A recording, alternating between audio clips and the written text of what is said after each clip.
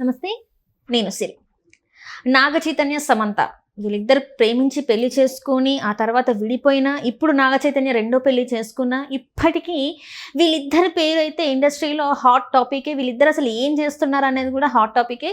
ఇప్పుడైతే సమంత గారి రెండో పెళ్లి వార్త మాత్రం ఇటు టాలీవుడ్ అటు బాలీవుడ్లో కూడా బాగా చర్చనీయాంశమైంది. ఇప్పుడు సమంత గారు రెండో పెళ్లి చేసుకోబోతున్నారు త్వరలో అన్నట్టు కూడా ఒక వార్త అయితే చర్చనీయాంశమైంది. సో దీనికి సంబంధించి మరిన్ని విషయాలు మనకు తెలియజేయడానికి మనతో పాటు ఉన్నారు ప్రముఖ సీనియర్ జర్నలిస్ట్, సినీ క్రిటిక్ జగదేవ్ గారు. నమస్కారం సార్. నమస్తే సార్. ఇప్పుడు చూస్తుంటే సమంత గారు అంటే గతంలో ఎలాంటి సినిమాలు తీసారో మనం చూసాము. వాళ్ళు ప్రేమించుకొని పెళ్లి చేసుకున్న తర్వాత నాగ చైతన్య, సమంత గారు చాలా బాగున్నారు, క్యూట్ కప్పుల్ అని మనం మాట్లాడుకుందాం అందరం కూడా. ఆ తర్వాత అనుకోకుండా వాళ్ళు విడాకులు తీసుకోవడం, ఇప్పుడు నాగ చైతన్య గారు పెళ్లి చేసుకోవడం. ఇప్పుడు ఏంటంటే ఎప్పుడైతే నాగ చైతన్య గారి పెళ్లి అయిందో ఆ తర్వాత సమంత గారి రెండో పెళ్లి విషయం అయితే వార్తల్లోకి ఎక్కింది చాలా వరకు. ఇప్పుడు ఏంటంటే ఒక బాలీవుడ్ డైరెక్టర్ తోని సమంత గారు రెండో పెళ్లి అన్నట్టు వార్తలు వస్తున్నాయి. ఇందులో ఎంతవరకు వాస్తవం ఉందంటారు?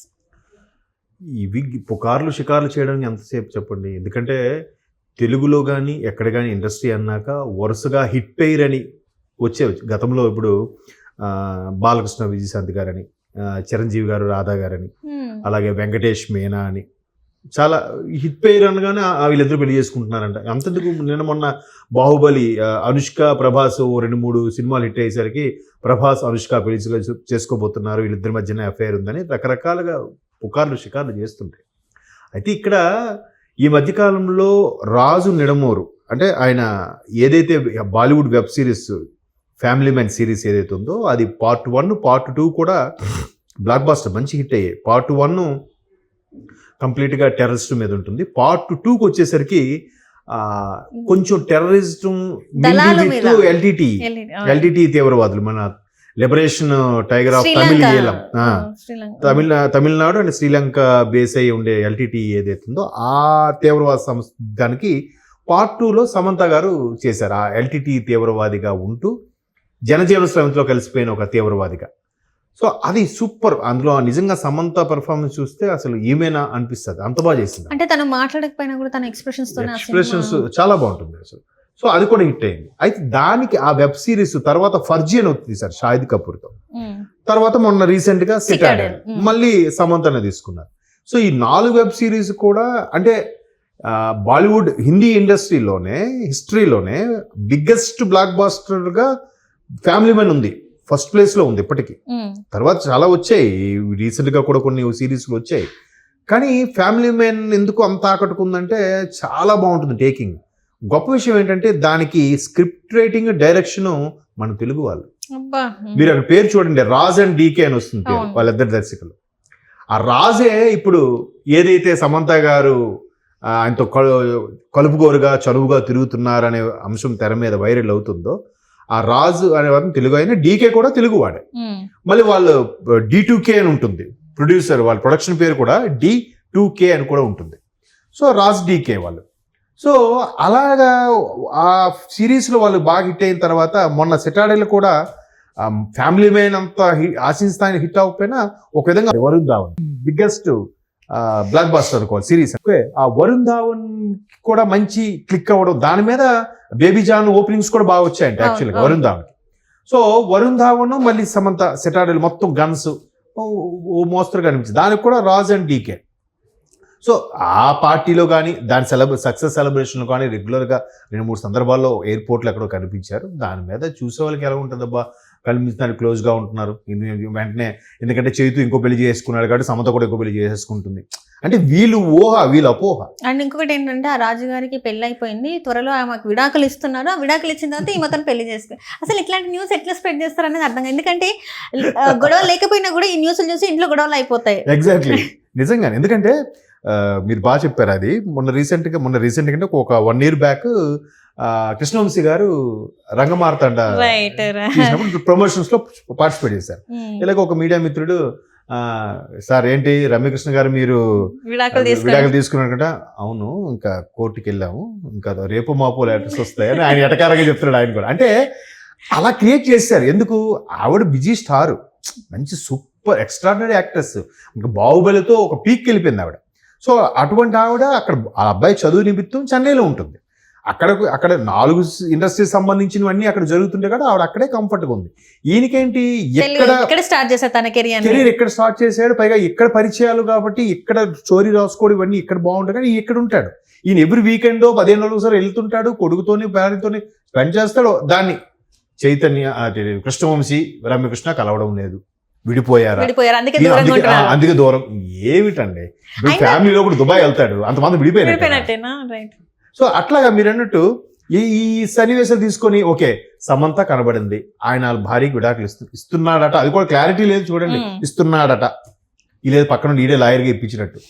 సో అన్ని వాళ్ళు బెడ్రూమ్ లో వరకు వెళ్ళి వీళ్ళే అన్ని చూసి వీళ్ళే న్యూస్ వీటితో డిస్కస్ పెట్టి ఏమంటే రాజు అని అతను వచ్చి మా ఆవిడని విడాకులు ఇచ్చేస్తున్నాను, కొద్దిగా స్ప్రెడ్ చేయండి మా ఆవిడ తెలిసేలాగా అన్నట్టు వీడికి వచ్చి చెప్పినట్టు, సార్ మీకు ఎందుకు సార్ మీరు మర్చిపోండి సార్, నేను మొత్తం తమ్మునేలు చేసి ఓదరు కొడతాను సార్ అన్నట్టు మొత్తం స్టోరీ రాస్తాడు. ఏముండదు, కొన్ని రోజుల తర్వాత మళ్ళీ అప్పుడు ఇంకో టాపిక్ కనబడాలి, ఇంకొకరితో కనబడుతుంది. నెక్స్ట్ ప్రాజెక్ట్ ఇప్పుడు ఏదో వీరవనితగా చేస్తుందట, గన్స్ కల్చర్ అంటే తన అటువంటి ఆడవాళ్ళకి ఏదైనా అన్యాయం జరిగితే ఎదుర్కొనే ఒక మహిళగా, అత్యాచారాలు ఈ మధ్యన ఎక్కువ జరుగుతున్నాయి కదా, సో అది కూడా ఏదో సినిమా రాబోతుంది మన సమంత గారి.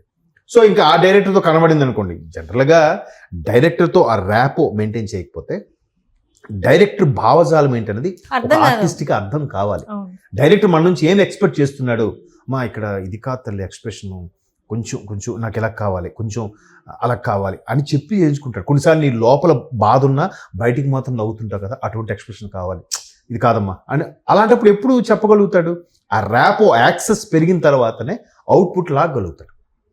సో అట్లా చదువుకున్నంత ఇప్పుడు నెక్స్ట్ ఒక పార్టీ పెడతారు లేదా ఒక వర్క్షాప్ నిర్వహిస్తారు, ఇక్కడ ఇలా చేయాలి, ఇలా యాక్ట్ చేయాలి, ఇక్కడ లొకేషన్ ఇది, లేదంటే ఆర్టిస్ట్ ఇలా ఉంటారు, ఒక మాక్ డ్రిల్ నిర్వహిస్తారు. ఇప్పుడు ఆవిడ సిటాడెల్కి ఫైట్స్ గన్ చేసిందంటే డైరెక్ట్గా సెట్స్ మీదకి వెళ్ళి చేసేసిందా? ఆవిడ చాలా ప్రాక్టీస్ చేస్తుంది, దాంతో ముందుగా డ్రైల్ నిర్వహిస్తారు, స్టంట్ మాస్టర్తో మాట్లాడుకుంటారు, అన్నీ చేస్తారు. దాని అంత మాత్రం స్టంట్ మాస్టర్తో ఎక్కువగా కనబడుతుంది సమంత అంటే. అది ఒక ప్రొఫెషన్ లాగా ఎవరు చూడట్లేదు సార్. అంటే ఇప్పుడు ఒక ఇన్స్టిట్యూట్కి వెళ్ళి మనం ఒక కోర్స్ ఎట్లా నేర్చుకుంటామో, ఒక సినిమా వాళ్ళకి ఖచ్చితంగా కూడా ఏదైనా నేర్చుకోవాలంటే ఇట్లాంటి స్టంట్స్ చేసేటప్పుడు ఖచ్చితంగా కూడా వాళ్ళ ఒక వర్క్షాప్కి వెళ్ళాలి.